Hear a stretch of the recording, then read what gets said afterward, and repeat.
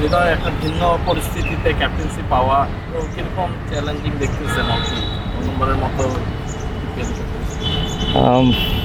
Challenging তো সব সেক্টরেই আছে, আপনার প্রফেশনও আছে, আমার প্রফেশনও আছে। তো আমি চেষ্টা করবো এটা এনজয় করার এবং চেষ্টা করব যে টিমের জন্য যতটুকু পারবো টিমকে এই দিকটা এই ডিপার্টমেন্ট থেকে কন্ট্রিবিউট করার জন্য। যেহেতু টিম আপনারা করছিল আর কি মোহামেডান স্টার্টেড একটা টিম, বিগ বাজেটের একটা টিম, দেখা গেছে কিছু পরিস্থিতির কারণে এখন যেমন তামিম ভাই অসুস্থ হয়ে গেলেন, তারপর আবার ন্যাশনাল টিমের প্লেয়ারদের ন্যাশনাল টিমের অ্যাসাইনমেন্ট থাকার কারণে কিছু প্লেয়ার আপনারা মিস করবেন। তো নেক্সট আবার 3টা ম্যাচই বিগ ম্যাচ আপনাদের সুপার লিগে যাওয়া এবং হাড্ডাহাড্ডি বেশ টাইট আর কি মার্জিন আর কি। তো সব কিছু মিলে কীরকম দেখতেছেন আর কি? না, প্রথমত পরিস্থিতি আমাদের হাতে নাই, পরিস্থিতির মতোই চলবে। এর ভিতর থেকে আমাদের যতটুকু আমাদের হাতে আছে, যতটুকু কন্ট্রোলে আছে, এর ভিতর থেকে আমাদের সব কিছু করতে হবে। তো আমাদের টিমে প্রথম থেকে বিগ বাজেট টিম, এখনও বিগ বাজেট টিমই আছে। হয়তো বা 2-1টা প্লেয়ার অন অফ আছে, যখন ন্যাশনাল টিমের ন্যাশনাল ডিউটি আছে ওখানে যেতে হবে।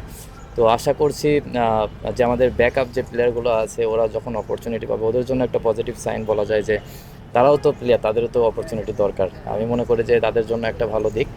আমি মানে আমরা সকলেই চেষ্টা করব যে যখনই যে অপরচুনিটিটা আসবে এটা কাজে লাগানোর জন্য। তবে একটা জিনিস কি, আপনাদের যেরকম বেঞ্চ স্ট্রেংথ আছে সেটা কি মনে করেন যে আপনাদের যে রেগুলার প্লেয়ারগুলো মিস করলেও আপনাদের বেঞ্চ স্ট্রেংথটা এটা কাভার আপ করার মতো অ্যাবিলিটি আছে? দেখেন, রেগুলার প্লেয়ার যারা আছে তাদের সঙ্গে আমি কারো কম্পেয়ার করতে চাচ্ছি না।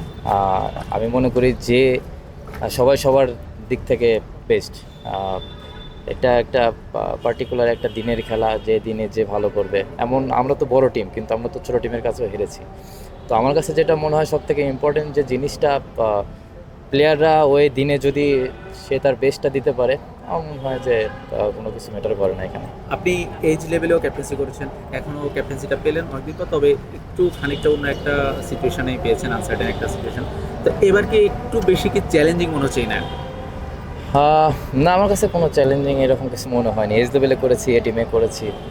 ক্যাপ্টেন্সির ব্যাপারটা এটা পুরোপুরি আর নিজেদের হাতে থাকে না কিছু। যখন ক্যাপ্টেন্সি একটা চলে আসে টিম থেকে, এটা করতে হবে অ্যাজ এ প্রফেশনাল প্লেয়ার হিসেবে। তো আপনাকে এই টাইপের চ্যালেঞ্জগুলো নিতেই হবে। তো আশা করছি যে এই যেটা সামনে আসবে এটা ভালোভাবে ইউটিলাইজ করার ট্রাই করব। মাহমুদুল্লাহ ভাইয়ের ইনজুরি আপডেট কি বা সামনে ম্যাচগুলোতে অনেকটা দেখা যাবে? এটা ফিজিও বলতে পারবে, এটা আমার ডিপার্টমেন্ট না।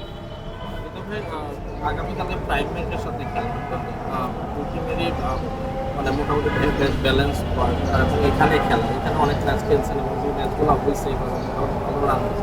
কালকের ম্যাচটা নিয়ে আসলে কীরকম চিন্তা করতেছেন? চিন্তার কিছু নেই, নর্মাল যে প্ল্যান আছে, যে প্রসেসে টিমরা মানে আমরা শুরু করি ওই নর্মাল প্ল্যানই থাকবে। কত রান হবে কি হবে এটা বলা যাবে না। মিরপুরের উইকেটে কেউ প্রেডিক্ট করতে পারে না যে এখানে কি হবে। তো দেখা যাবে কালকে কি হয়, ওটা সেই সময় দেখতে পারবো। ওয়ানডে এবং টি-20তে আপনি জাতীয় দলের নিয়মিত, টেস্ট নিয়ে আপনার ব্যক্তিগত ভাবনা কি, পরিকল্পনা কি? এর আগেও বলেছি এই কথা, প্রত্যেকটা প্লেয়ারই চায় টেস্ট খেলতে। লাল বল ক্রিকেট খেলা এটা একটা স্বপ্নের বিষয় আমার কাছে। যখন আমার কাছে অপরচুনিটি আসবে অবশ্যই খেলবো। সবাই তো খেলতে চায়, আমিও খেলতে চাই।